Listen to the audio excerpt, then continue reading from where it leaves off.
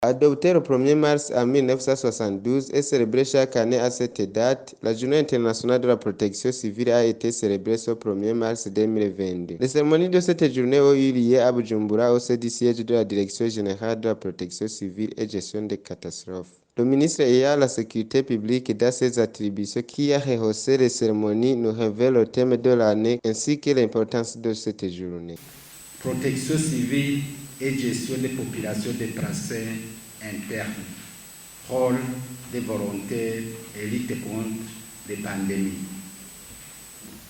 Le thème annuel de la Journée mondiale de la protection civile est adopté 2 ans à l'avance par le comité de l'OIPC.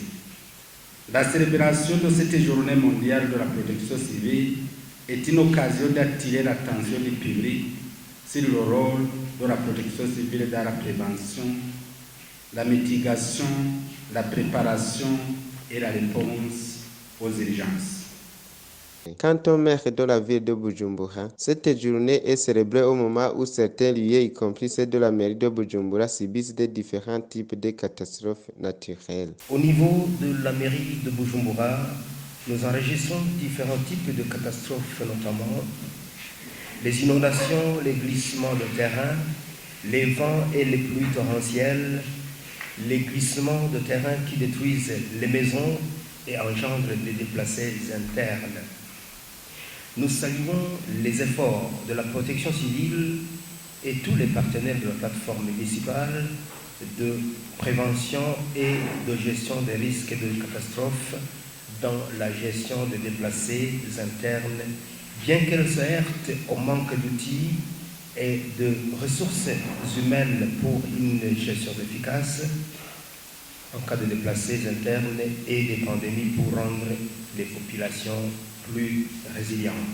Et quant à Aniceni Baruta, directeur général de la protection civile et gestion des catastrophes, sa direction a réalisé beaucoup de choses pour aider ceux qui ont été touchés par les catastrophes. Nous avons déjà réalisé beaucoup de choses.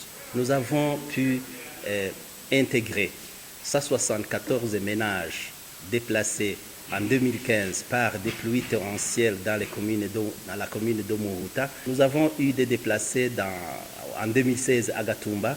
Aussi, nous avons des ménages déplacés et par la montée des eaux du lac Tanganyika associée au débordement des eaux de la rivière Rusizi. Aujourd'hui, cette situation a causé un déplacement de 3 988 ménages dans la province de Bujumbura, dans la province de Rumonge et dans la commune de Nyanzalak et de la province de Makamba.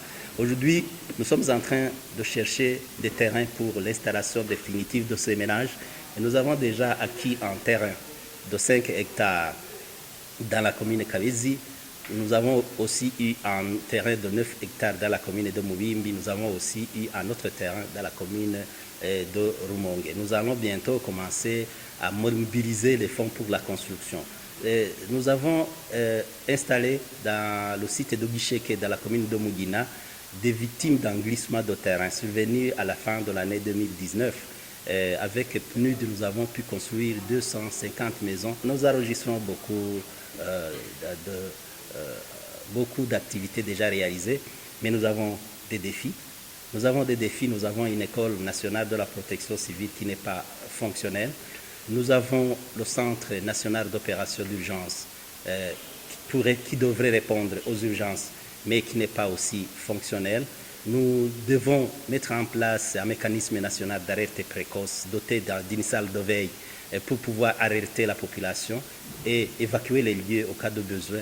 Tous ces mécanismes ne sont pas opérationnels. Voilà ce que nous demandons au gouvernement, c'est d'alimenter le fonds de réduction des risques de catastrophes qui a été mis en place par le gouvernement en 2020, mais jusqu'ici que ce fonds n'est pas opérationnel, avec une implication des acteurs au développement et qui devrait appuyer le gouvernement sur ce vaste chantier pour atteindre ses objectifs d'intérêt communautaire. Vous saurez qu'au cours de ces cérémonies, les autorités qui étaient présentes ont eu l'occasion de visiter les stands des outils utilisés pour la protection civile et gestion des cas de catastrophes.